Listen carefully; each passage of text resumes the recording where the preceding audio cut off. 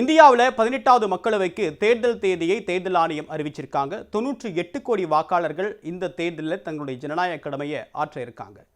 இவர்களுடைய வாக்குகளுடைய முடிவை தெரிந்து கொள்வதற்காக இவிஎம் மெஷின் தான் பயன்படுத்த போகிறோம்.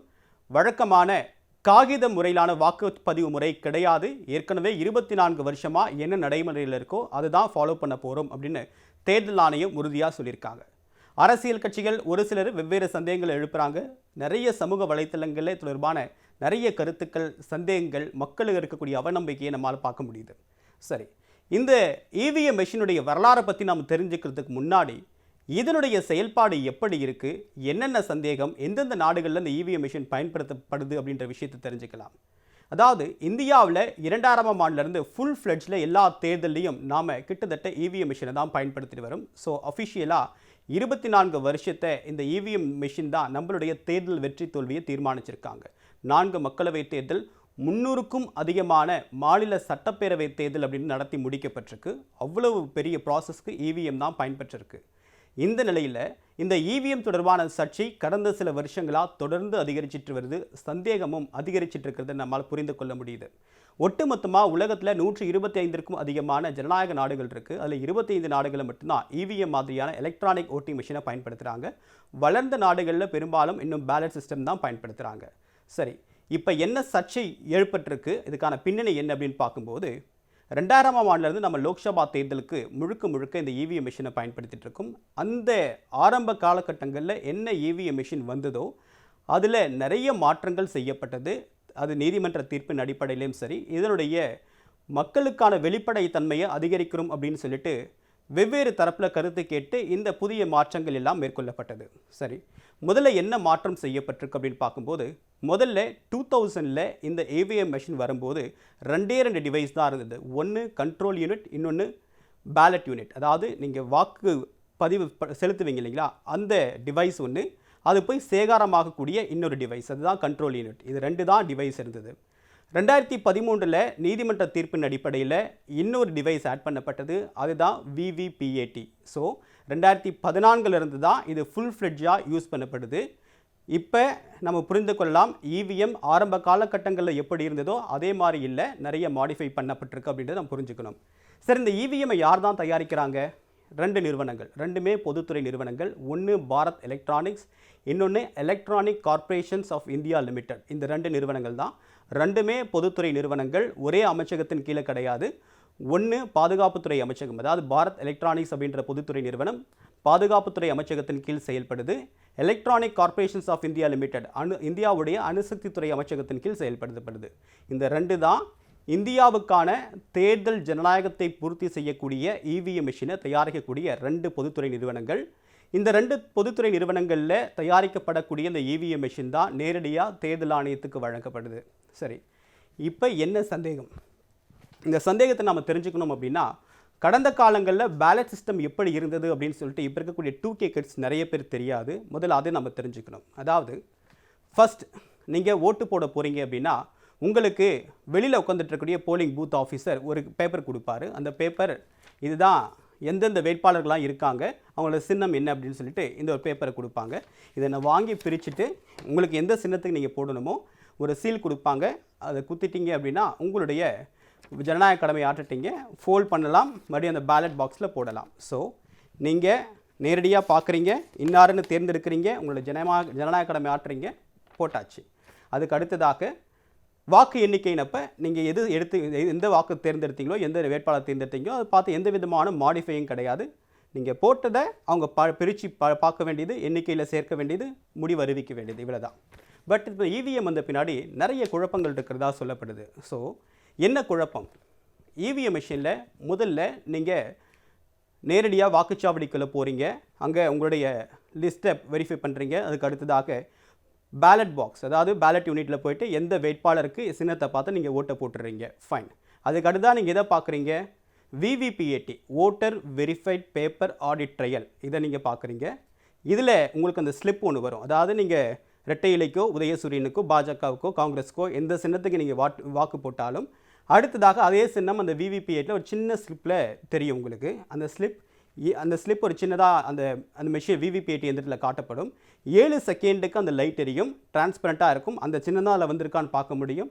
உடனடியாக அந்த பேப்பர் கட்டாய் உள்ளே விழுந்துடும், உங்கள் கையில் கிடைக்காது, அதே மெஷின்லேயே போயிடும். ஃபைன், நீங்கள் பார்த்தாச்சு, ஓகே நம்ம ஓட்டு போட்டுட்டோம், இன்னாருக்கு போட்டிருக்கோம், அது உறுதியாக வந்துருச்சு அப்படின்ட்டு தான் நீங்கள் நினச்சிட்டு வந்துடுவீங்க. பட் என்ன சந்தேகம் எழுப்புறாங்க, அவ்வளோதான் முடிஞ்சாச்சு அப்படின்னு நினச்சிங்கன்னா இல்லை, இதுக்கு மேலே தான் பிரச்சனையே இருக்குன்னு அரசியல் கட்சிகள் சந்தேகம் சொல்கிறாங்க. உதாரணத்துக்கு நீங்கள் அந்த பேப்பரை பார்த்துட்ட பின்னாடி ஓட்டு விழுந்துடுது, ஆனால் அது பேப்பராகவே ஓட் கவுண்ட் ஆக போகிறது கிடையாது. அந்த மெசேஜ் எலக்ட்ரானிக்காக மாறி கண்ட்ரோல் யூனிட்டில் சேவ் ஆகுது அப்படின்றது தான் தேர்தல் ஆணையத்துடைய உறுதிமொழியாக இருக்குது. ஆனால் பேலட் யூனிட்லேருந்து கண்ட்ரோல் யூனிட்டுக்கு நேரடியாக எந்த விதமான கனெக்ஷனும் கிடையாது. எல்லா கனெக்ஷனுமே விவிபிஏடிக்கு போயிட்டு அதுக்கு பிறகு தான் கண்ட்ரோல் யூனிட் போகுது அப்படின்றது தான் இது தொடர்பாக சந்தேகம் எழுப்பக்கூடிய நிபுணர்களுடைய கருத்தாக இருக்குது. அதாவது பேலட் யூனிட்லேருந்து போடுற ஓட் நேரடியாக கண்ட்ரோல் யூனிட்டில் போய் சேவ் ஆகிறது கிடையாது. விவிபிஏட்டில் போயிட்டு அங்கேருந்து கோடிஃபைட் மெசேஜாக தான் அங்கே போய் சேருது. ஸோ வழக்கமான பேப்பரில் இருக்கக்கூடிய அதே நடைமுறை அங்கே கிடையாது. ஒவ்வொரு வடிவங்களாக மாறுது, எலக்ட்ரானிக் மெசேஜாக கன்வெர்ட் பண்ணப்படுது, கடைசியாக கண்ட்ரோல் யூனிட் போகுது அப்படின்றது தான் இவங்க சொல்லக்கூடிய செய்தியாக இருக்குது. ஸோ அதனால் நேரடியாக விவிபிஏடிக்கு போயிட்டு அங்கேருந்து கண்ட்ரோல் யூனிட் போகும்போது அது மாற்றத்திற்கு உள்ளாக வாய்ப்பு இருக்குது அப்படின்றத அவங்க சொல்கிறாங்க. சரி, அது எப்படி இவங்க உறுதி பண்ணுறாங்க? இவங்களால் உறுதி பண்ண முடியலன்றது தான் இப்போ மிகப்பெரிய பிரச்சனை. என்ன காரணம் அப்படின்னு பார்க்கும்போது இவங்க சந்தேகத்தை எழுப்புறாங்க, இன்னும் சந்தேகத்துக்கான காரணத்தையும் சொல்கிறாங்க. தேர்தல் ஆணையம் என்ன சொல்கிறாங்க, இதை நீங்கள் நிரூபித்து காட்டுங்கன்னு சொல்கிறாங்க. நிரூபிக்க முடியல அப்படின்றதுனால இவங்க சந்தேகத்துக்கான விளக்கத்தை கொடுக்காமல் இருக்க முடியாது இல்லையா? அதுதான் முக்கியமான விஷயம். இவங்க சந்தேகம் என்னென்ன அப்படின்றத வரிசையாக பார்த்துலாம். ஒன்று, விவிபிஏடியில் நாங்கள் பார்த்த பின்னாடி அந்த ஓட்டு வேற யாருக்காவது கன்வெர்ட் ஆகக்கூடிய வாய்ப்பு இருக்குது அப்படின்றது நிபுணர்கள் சொல்லக்கூடிய ஒரு கருத்தாக இருக்குது. ரெண்டாவது விஷயம், இந்த மெசேஜஸ், அதாவது ஒட்டுமொத்தமாக அந்த இவிஎம் மெஷினுடைய பிரெயின் புத்தி என்ன அப்படின்னு பார்க்கும்போது அதனுடைய ப்ரோக்ராம் கோட், சோர்ஸ் கோட் அப்படின்னு சொல்லுவாங்க. அந்த சோர்ஸ் கோடை 3வது நபர் இதுவரைக்கும் யாருமே வெரிஃபை பண்ணலை அப்படின்றது முக்கியமான விஷயம். அதாவது இவ்வளவு பெரிய ஜனநாயக நாட்டில் ஒரு லாங்குவேஜ், ஒரு ப்ரோக்ராம் கோடை இவிஎம் மெஷின் நாம் பயன்படுத்துகிறோம், அதை ஒரு இண்டிபெண்டன்ட் பாடி யாருமே வெரிஃபை பண்ணலை அப்படின்றது முக்கியமான விஷயம். பாரத் எலக்ட்ரானிக்ஸ் லிமிட்டடும் இசிஐஎல்லுடைய சேர்ந்த முக்கியமான இன்ஜினியர்ஸ் மட்டுமே இதை வெரிஃபை பண்ணியிருக்காங்க. வெவ்வேறு முகமையை சேர்ந்த தனிப்பட்ட ஒரு சர்வதேச நாடுகளை சேர்ந்த முகமையை யாருமே இதை ஆய்வு பண்ணி உறுதி பண்ணலை அப்படின்றது இவங்க எழுப்பக்கூடிய கேள்வியாக இருக்குது. சரி, இன்னொன்று, இந்த இவிஎம் மெஷின் மூலமாக நீங்கள் ஹேக் பண்ணவே முடியாது அப்படின்னு தேர்தல் ஆணையம் சொல்கிறாங்க. எஸ், ஏன்னா அது எந்த விதமான இன்டர்நெட்டோட கனெக்ட் பண்ணுறது இல்லை அப்படின்னு சொல்லியிருக்காங்க. ஆனால் இன்டர்நெட்டோட கனெக்ட் பண்ணாமல் இருக்கலாம். நீங்கள் உத்தேசமாக ரேண்டமான ஒரு நம்பரை, ஒரு இவிஎம் மெஷினை எடுத்து லாட் போட்டு ஒவ்வொரு மாநிலத்துக்கு அனுப்புகிறோம், அதனால் ஏற்கனவே அதில் ப்ரோக்ராம் பண்ணப்படுறதுக்கான வாய்ப்பும் இல்லை அப்படின்னு சொல்கிறாங்க. ஆனால் அப்படி தனியாகவே வர அந்த உபகரணங்கள், இவிஎம் மெஷின்கள் கடைசி வரைக்கும் தனியாகவே இருக்கா? வேறு எந்த இடத்துலையுமே ஒரு தகவல் தொழில்நுட்ப நிபுணரோட தொடர்பு படுத்தப்படுது இல்லையா? அவங்க நடுவில் எங்கேயாவது கோட் பண்ண முடியாதா அப்படின்னு சந்தேகம் இருக்கலாம் இல்லையா? எஸ், அதுக்கான வாய்ப்பும் இருக்குது. எப்படி அப்படின்னா, நிறைய வேட்பாளர்கள் வேட்புமனு தாக்கல் செஞ்ச பிறகு இறுதியாக அவங்களுக்கான சிம்பிள் ஒதுக்கப்படுது. இந்த சிம்பிள் ஒதுக்கப்படுற நடைமுறை அப்படின்னு பார்க்கும்போது தேர்தலுக்கு ஒரு சில நாட்களுக்கு முன்னாடி தான் நிறைவடையும். அப்படி இருக்கும்போது அந்தந்த மாநிலங்களுக்கு வந்த பிறகு அந்த சின்னங்களை நிரப்புறதுக்கு அப்படின்னு சொல்லிட்டு ஒரு சிம்பிள் லோடிங் யூனிட் அப்படின்ற ஒரு டிவைஸ் இருக்குது. இந்த டிவைஸ் அந்த கண்ட்ரோல் யூனிட்டோடையோ பேலட் யூனிட்டோடையோ ஒரு இடத்துல சேர்க்கப்பட்டு இந்த டிவைஸ் எல்லாம் முழுக்க அப்லோட் பண்ணப்படுது. அப்போ அவங்க சிம்பிளை மட்டும்தான் அப்லோட் பண்ணுறாங்களா, இல்லை கூடுதலாக ஏதாவது ப்ரோக்ராம் அப்லோட் பண்ணுறாங்களா அப்படின்ற சந்தேகத்தையும் நிபுணர்கள் எழுப்புகிறாங்க. இது ஒரு விஷயம். அடுத்ததாக, இப்போ விவிபிஏடியில் ஒரு அசம்பிளி தொகுதிக்கு, ஒரு மக்களவை தொகுதியில் 7லேருந்து 8 இருக்குது அப்படின்னா ஒரு 35லேருந்து 40 விவிபிஏடி தான் சாம்பிளுக்கு தான் எண்றீங்க. ஆனால் அந்த எண்ணக்கூடிய சாம்பிளும் கண்ட்ரோல் யூனிட்டில் இருக்கக்கூடிய டேட்டாவோட மேட்ச் ஆகுதா, அந்த வாக்குகளோட மேட்ச் ஆகுதா அப்படின்றது மிக முக்கியமான கேள்வி.